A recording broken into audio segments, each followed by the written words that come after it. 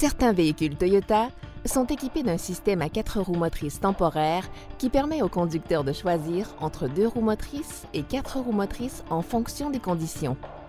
Le système à 4 roues motrices temporaires fonctionne généralement en mode 2 roues motrices pour la conduite sur route. Mais le conducteur peut sélectionner l'un des 2 modes à 4 roues motrices pour la conduite hors route ou lorsque la chaussée est extrêmement glissante. Les principaux composants du système sont un boîtier de transfert qui réachemine et répartit le couple moteur vers les roues avant et les roues arrière selon la sélection du conducteur. Il fournit également un rapport très bas pour la conduite hors route difficile et des différentiels aux essieux avant et arrière. Lors de la prise de virage, les roues d'un véhicule tournent à des vitesses différentes. Les différentiels sont indispensables pour permettre au véhicule de négocier un virage en douceur sur chaussée sèche, en particulier sur des véhicules à 4 roues motrices où toutes les roues sont reliées entre elles. Ils permettent aux essieux avant et arrière et à chacune des 4 roues de tourner à des vitesses différentes. Le mode de conduite dans le boîtier de transfert peut être sélectionné au moyen d'un levier ou d'un bouton de commande de la traction avant selon le modèle. La position H2, 2 roues motrices haute vitesse, convient à la conduite normale, sur route à revêtement solide sèche. Elle procure le meilleur rendement énergétique, la conduite la plus silencieuse et une usure minimale des pneus.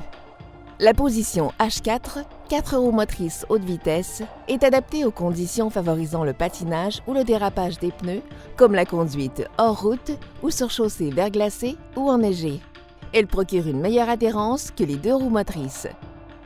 La position L4, 4 roues motrices faible vitesse, est adaptée à la conduite à très faible vitesse.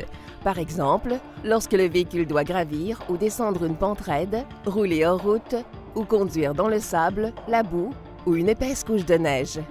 Quel que soit le mode sélectionné, l'indicateur à 4 roues motrices temporaires s'allume. Il ne faut jamais passer du mode 2 roues motrices au mode 4 roues motrices lorsque les roues patinent ou dérapent.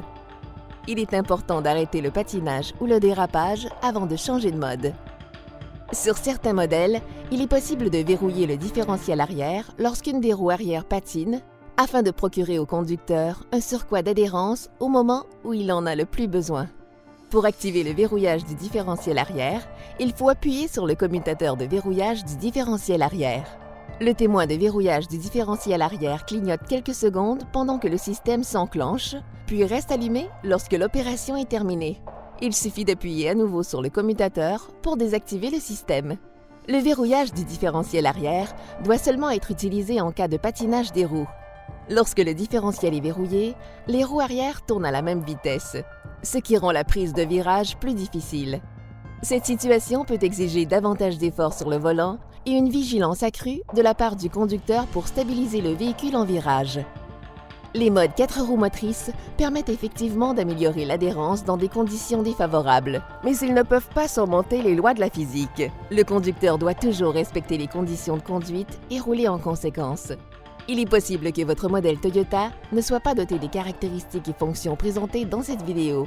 Reportez-vous à votre manuel du propriétaire pour plus de détails. Merci d'avoir regardé cette vidéo. Connaissez votre Toyota.